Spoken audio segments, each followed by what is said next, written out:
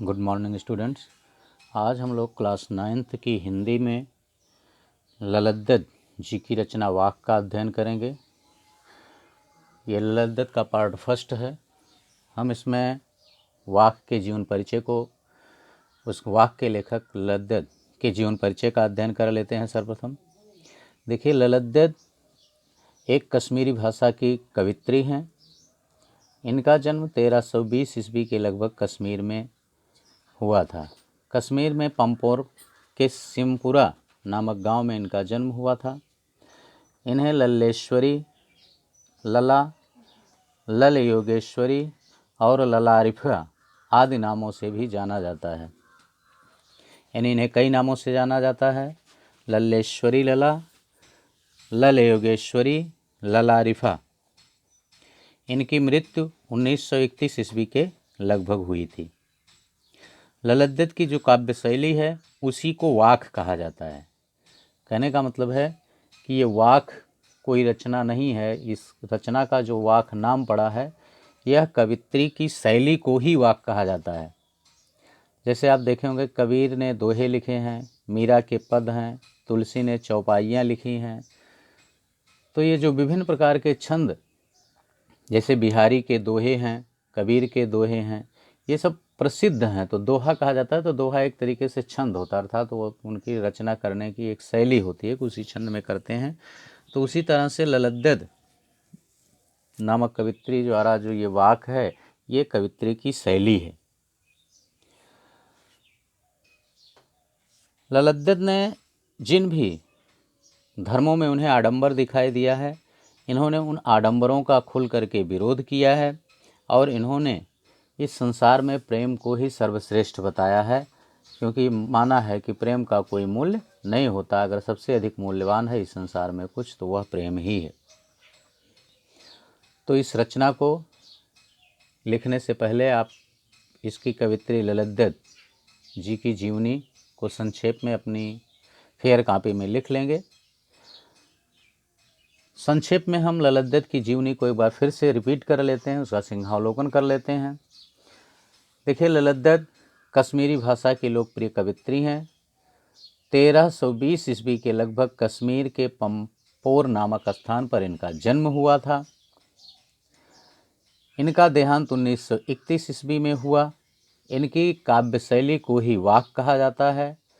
जैसे कबीर के दोहे, तुलसी की चौपाइयाँ और मीरा के पद प्रसिद्ध हैं, उसी तरह से ललद्दद जी के वाक प्रसिद्ध हैं। इन्होंने अपनी रचनाओं में धार्मिक आडंबरों का खंडन किया है, उनका विरोध किया है और इन्होंने प्रेम को ही सबसे बड़ा मूल्यवान बताया है। यानी संसार में प्रेम का ही मूल्य सबसे बड़ा होता है, ऐसा ललद्दद जी का कहना है। अब हम इनकी रचना वाक को देखते हैं।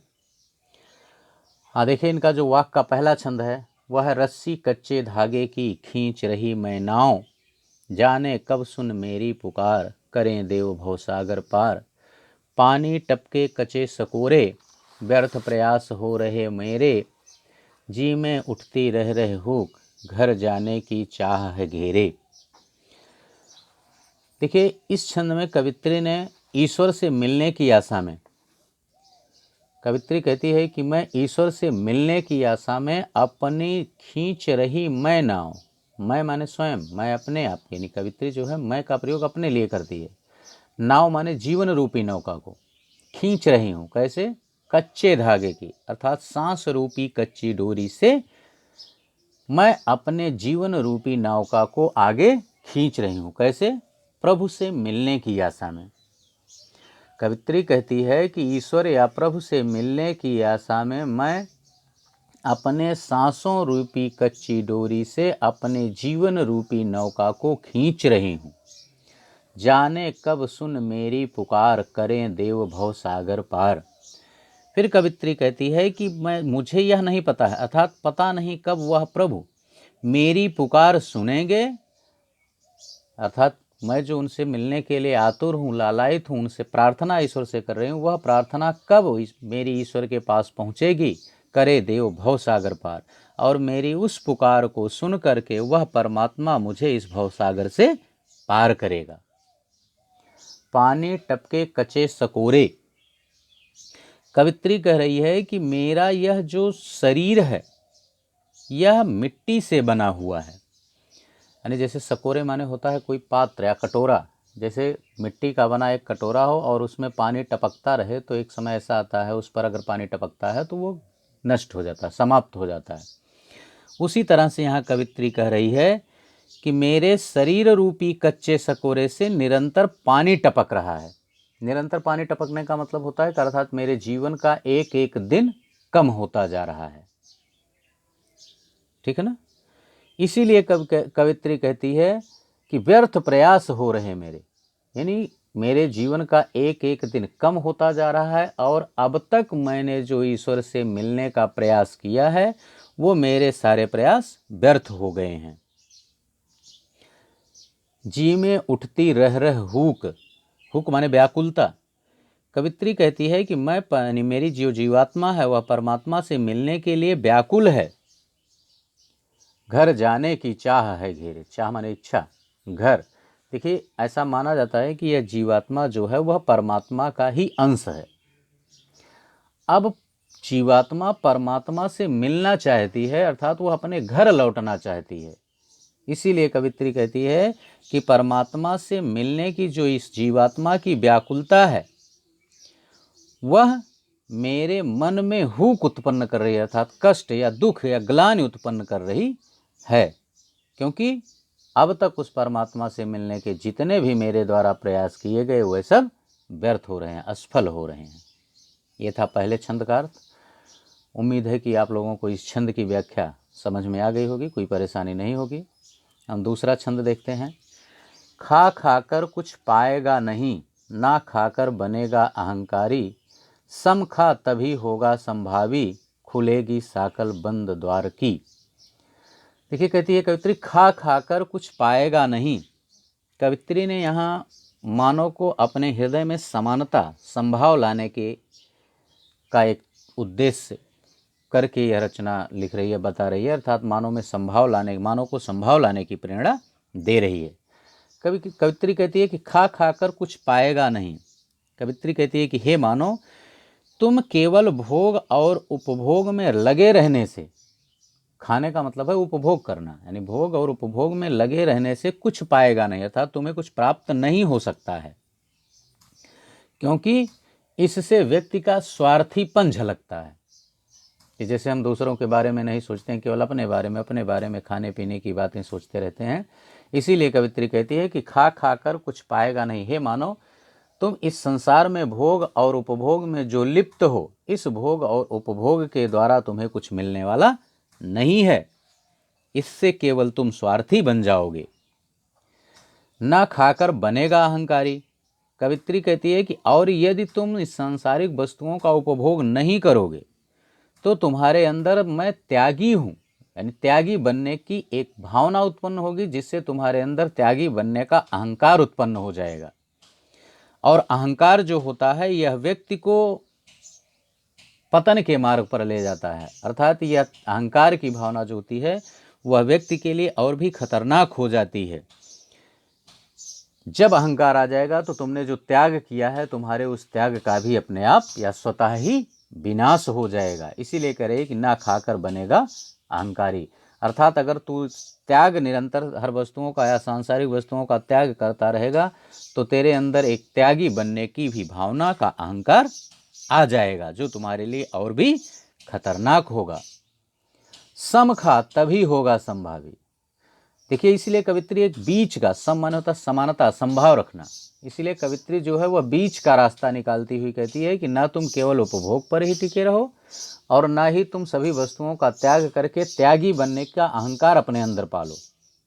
तो बीच का रास्ता निकालती हुई कवित्री कहती है कि सम खा, सम माने समान रूप से, नहीं संभाव रूप से, अर्थात तुम कुछ वस्तुओं का उपभोग भी करो तभी होगा संभावी, और कुछ वस्तुओं का त्याग भी करो, यानी ना तो केवल उपभोग पर ही निर्भर रहो और ना ही केवल त्याग पर ही निर्भर रहो, अर्थात अपने अंदर एक समानता की भावना ले आओ, तभी तुम्हारे अंदर संभाव उत्पन्न होगा। खुलेगी साकल बंद द्वार की। और जब तुम्हारे अंदर इस तरह से संभाव उत्पन्न हो जाएगा तो तुम्हारे अंदर तुम्हारे हृदय में अहंकार के स्थान पर उदारता का उदय होगा। और जब तुम्हारे अंदर उदारता आ जाएगी तो खुलेगी साकल बंद द्वार की। साकल बंद द्वार की, साकल कहते हैं कि जैसे सिटकिनी या ताला जो होता, लाक जो होता, उसी को साकल कहते हैं।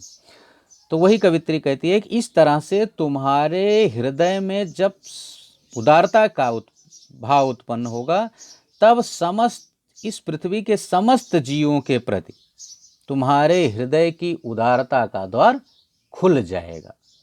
इसीलिए कहे खुलेगी साकल बंद द्वार की, अर्थात तुम्हारे हृदय में उदारता के उत्पन्न होते ही तुम्हारे हृदय में संभावना आ जाएगी और समस्त चराचर के प्रति तुम्हारे हृदय के द्वार खुल जाएंगे। अर्थात तुम संसार के सभी जीवों के बारे में स्वतः ही सोचना प्रारंभ कर दोगे। तो उम्मीद है कि ये दूसरे पद की व्याख्या भी आपकी समझ में आसानी से आ गई होगी, कोई कठिन नहीं है। तीसरा पद देखते हैं। आई सीधी राह से गई न सीधी राह, सुसुम सेतु पर खड़ी थी बीत गया दिन आह, जेब टटोली कौड़ी ना पाई, माझी को दूं क्या उतराई। आई सीधी राह से गई न सीधी राह।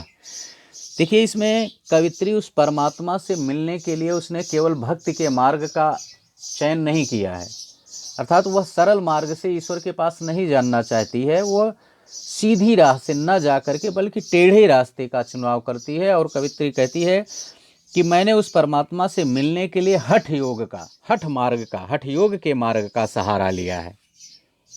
ठीक है ना। इसीलिए वह कहती है कि मैंने अपने हठ योग के द्वारा सुसुम सेतु पर खड़ी थी बीत गया दिन आ। सेतु माने होता पुल। वह अपने और परमात्मा के बीच एक सुषुम्ना नाड़ी पर एक पुल का निर्माण कर देना चाहती है कि जिससे वह आसानी से उस तरफ परमात्मा के पास जा सके, लेकिन वह उस पुल का निर्माण करने में असफल हो जाती है। इसीलिए कहती है कि बीत गया दिन आ, इसी प्रयास में मेरी सारी उम्र ही व्यतीत हो गई। अर्थात वह हठ योग के द्वारा अपनी जीवात्मा को परमात्मा से मिलाने के लिए एक पुल का निर्माण करना चाहती थी कि जिससे वह आसानी से उस परमात्मा के पास जा सके। लेकिन कहती है कि उसी में वह पुल बनाने का मेरा जो प्रयास था वह समाप्त हो गया, व्यर्थ हो गया और मेरे जीवन का समय व्यतीत हो गया।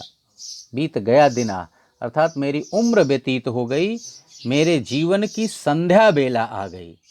अब मेरे पास इतना समय नहीं है कि मैं कुछ नया कर सकूं। जेब टटोली कौड़ी ना पाई।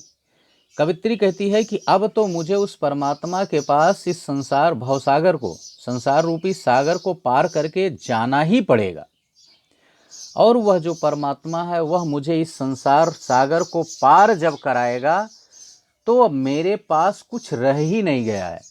अर्थात हठ योग के कारण कवित्री कहती है कि जब मैंने जेब टटोली, जब मैंने अपने जीवन का लेखा जोखा इकट्ठा किया, उसका हिसाब किया, तो मेरे पास कुछ था ही नहीं।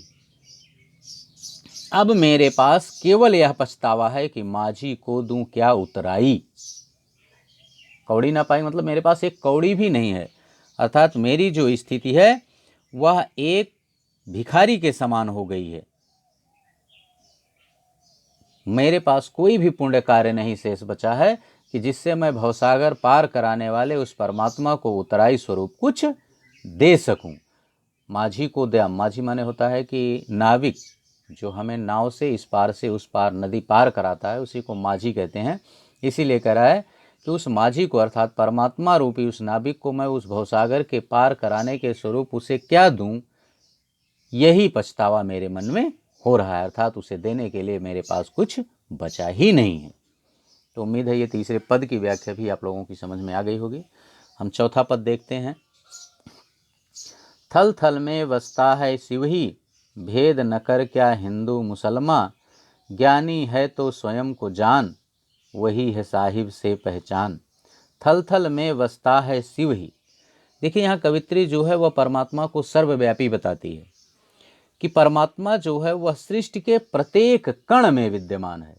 शिव का मतलब यहाँ केवल शंकर से नहीं है, शिव का मतलब यहाँ कवित्री के परमात्मा से है, ईश्वर से है। कवित्री कहती है कि वह परमात्मा ही सृष्टि के प्रत्येक कण में विद्यमान है, अर्थात वह हम सब में निवास करता है, यानी एक ही परमात्मा हम सब में निवास करता है। भेद न कर क्या हिंदू मुसलमान, इसीलिए कवित्री कहती है कि हमें हिंदू और मुसलमान में कोई भेदभाव नहीं करना चाहिए। ज्ञानी है तो स्वयं को जान, कवित्री कहती है कि वास्तविक ज्ञानी वही है जो अपनी आत्मा को, यानी स्वयं को का मतलब है कि अपनी आत्मा को जान लेता है, वही वास्तव में ज्ञानी है, और वही है साहिब से पहचान। साहिब का मतलब उस परमात्मा या ईश्वर, और जो अपनी आत्मा को जान लेता है वह परमात्मा को आसानी से जान लेता है, अर्थात उसका परिचय परमात्मा से हो जाता है। तो उम्मीद है कि ये चौथे पद की व्याख्या भी आपकी समझ में आ गई होगी, कोई दिक्कत किसी को नहीं होनी चाहिए। यदि कहीं इसकी व्याख्या आप लोगों को समझने में परेशानी होती है तो आप कॉल करके हमसे संपर्क कर सकते हैं, हमारे व्हाट्सएप नंबर से आप प्रश्न कर सकते हैं, उसका उत्तर आपको मिल जाएगा। यदि आपने इस चैनल को सब्सक्राइब ना किया हो तो इस चैनल को सब्सक्राइब कर लें।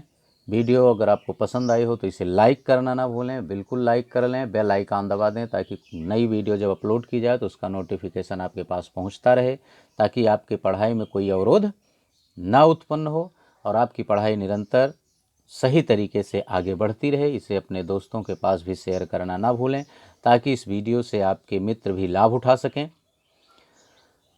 आ जाते हैं हम इन पदों पर आधारित प्रश्न देखते हैं। देखिए, पहला प्रश्न है, कवित्री ने रस्सी का प्रयोग किसके लिए किया है?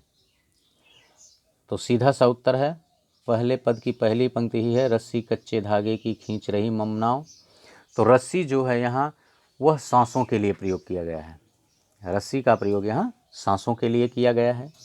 दूसरा है, थल थल में किसका निवास है? थल थल में बसता है शिव ही, चौथे छंद की पहली पंक्ति, अर्थात थल थल में ईश्वर का निवास है।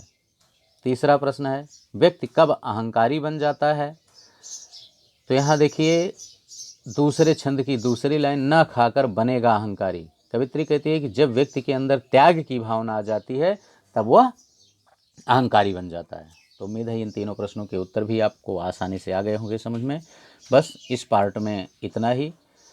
इस वाक्य के दूसरे पार्ट में हम लोग इसके अगले हिस्से को लेकर के उपस्थित होंगे। धन्यवाद, थैंक यू।